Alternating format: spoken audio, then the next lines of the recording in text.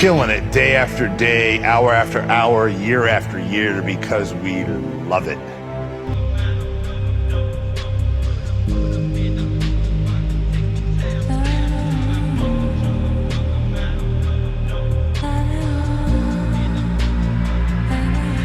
I've lost my mind, now I'm trapped inside a maze that never ends. I can't control these violent thoughts of schizophrenia. The madness has a grip upon my soul. I'm going crazy within myself, I've lost control. I cannot show it, so I choose to hide the stress. Spark this junk to ease the pain I feel inside, but this infection always seems to still remain. I guess I'll never learn my lesson. Life's a bitch and then you die. Choose to wrestle with devotion. Sickness travels through my system from the path that I have chosen. As the snake he slithers on, I walk adjacent with my brothers. Never will I be alone inside this hell, but still I suffer in the flames until I'm gone. Corrosion eats away my brain. I struggle heavy with this demon every night. It's just a sign. In this world there's only lies and fake illusions made to kill the God. Big Jack Little here.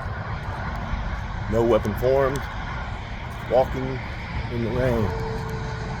I saw you walking in the rain. Anyway, we're walking. We're sober. Praise God. Little here. No weapon formed. Day 31 of walking sober by the day. And as you can see in the feed, I tried to put a little bit of where I've come from. Motorcycle accident back in May. It is now December. I'm in recovery for my leg, for the PTSD. I'm taking heavy duty antibiotics, trying to get a hip in January, hopefully, maybe February. Started this series a month ago, and I basically watched a guy named Andy Elliott, who's getting all kinds of good and bad, because whenever you start doing stuff, people just rip you apart. But he said, all you need is your phone and a story, and that kind of resonated with me, and that's kind of what I'm doing. I got a phone and I got my story, and I don't need much more. Hope everybody's having a good week. I want to be a little more engaging with my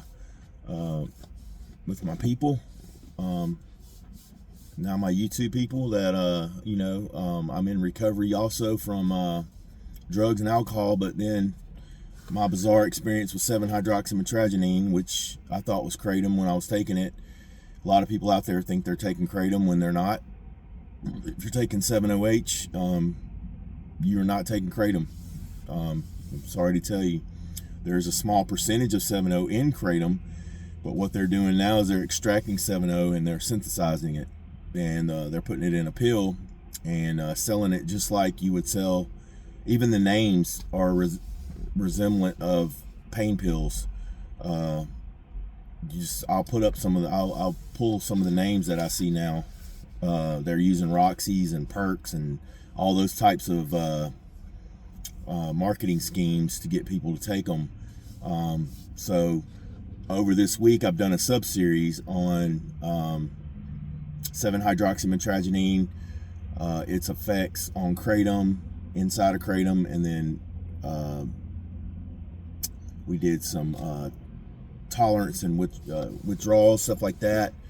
And then now we'll talk a little bit about recovery, realistic expectations. Realistically, obviously, I have 400 comments on one video where people are all over the place, but mainly a percentage of my comments are people who are on it and trying to get off of it, or who have gotten off of it and talking a little bit. I'll have to go through the comments and screenshot some of them. But my sober date, September 19th of this year, because when I got out of the hospital, they gave me some pain pills. They ran out. I couldn't get anything. I went across the street to my local vape shop, got some 7-O, did it for a couple of days, realized that this ain't gonna work. I don't want to go back through the withdrawals of this. After going through withdrawals from Dilaudid and morphine, and then going through withdrawals of 7-O, And I've also gone through withdrawals of kratom. I would definitely say of the three, 7-0 is the worst. It had me doing some stupid stuff. I was on the borderline of getting back in trouble with the law with 7-0. You know, it had me pawning stuff. It had me doing some really crazy, had me drinking. It had me I was doing everything I could to try to get off of it. And I realized that no matter what I did, it was still there. Because I had been taking it for about 2 to 3 months, pretty heavy. Couple of packages a day, 45 milligrams in total package, so that's about 90 milligrams a day. I was taking, and my body got dependent on it big time. Then I started to go in withdrawals, and to keep myself out of withdrawals, I just continually went in the circle. The circle is you just take enough to not go into withdrawals, and you don't get high or anything. At that point, you're not getting nothing really other than just keeping yourself out of withdrawals. So I totally understand opiate addiction. Now I'm on Suboxone. Buprenorphine, Naxalone is the name, medical term, I guess. It helped me tremendously. Now, another thing is, it is something I'm going to have to get off of at some point. What I realize right now is this ain't the time. I don't know if there's ever going to be a good time. I'm 3 months on Suboxone. It's definitely taking cravings and withdrawals away. I do not get any kind of feeling or sensation from Suboxone. But I am in recovery, and I am sober today. And I don't have any, inklings to want to use anything else, because another thing that's helping me with Suboxone is it's blocking those receptors. So even if I did take something, even though it may help with pain, I'm not going to feel anything. So that's kind of kept me not wanting to even go down that road, because I know that the flip side of taking Suboxone is that it's blocking the sensation receptors, if I'm not mistaken. Please comment, let me know, some of you that are a little more scientific than me. But as far as what I'm doing with my life, I'm trying to start a feet ministry, doing feats of strength, where I blow up hot water bottles, snap bats, roll up frying pans, break bricks, and most of this stuff I can do with a bad leg.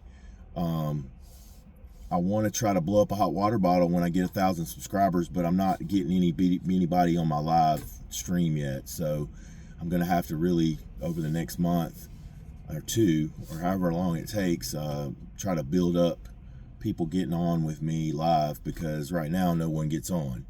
But I'm in the beginning stages. I do have a church booked in February. Me and another guy are going to do an event. We're basically going on a Sunday morning, and we're going to tear up some stuff. He's going to give his testimony. I'm going to preach, and hopefully there'll be some lost souls there that come to Jesus. And then I'm also working with a prison ministry on top of that I'll be going as a platform speaker, doing the feats of strength. And then I want to write. If I do get my disability, for some reason they do give me disability, the money that I make, getting from disability will help me be able to have time to continue writing, because I do want to write a couple of books. Really feeling led to write a book about kratom and 7-0, because of my experience, to try to help people who don't have a clue. I think it'd be good. Ultimately, like I said, the bigger picture is trying to help people.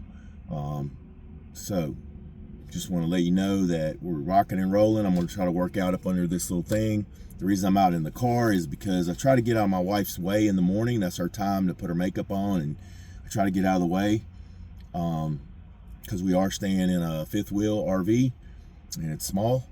But I'm going to try to do some working out today, and I really don't know. I'm hoping maybe I can go to the gym, but we'll see. But please like, comment, subscribe, and hope everybody's having a good week. God bless.